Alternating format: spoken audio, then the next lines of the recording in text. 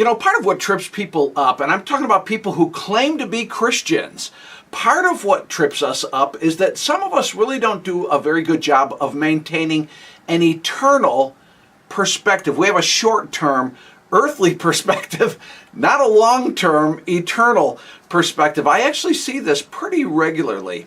Some of us, almost exclusively, are understanding our experiences in life, the things that happen to us, the things that we see going on around us, through a perspective of life here and now.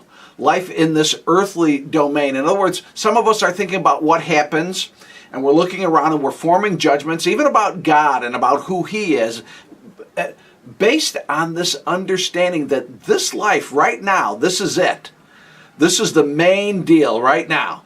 They're thinking only about life on earth. They might not say that if you ask them, but their actions and their reactions reveal that's really their perspective on things. By the way, I'm not saying that life on earth, this earthly dimension, here and now, is unimportant. Or it's of no value. I'm not saying that. I don't believe that. Of course it is of value. It has meaning. It's important.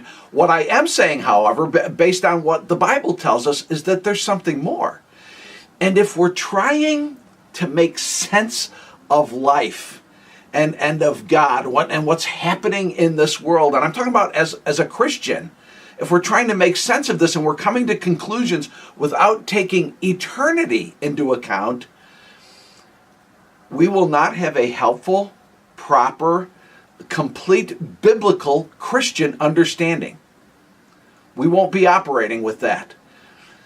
Like, you know, people ask, how can God allow this? And what's happening? What is He thinking? What kind of a God is He? What happens in the here and now isn't the whole story. We have to remember that. There's a final reckoning that hasn't occurred yet. There is an eternity that is still to come.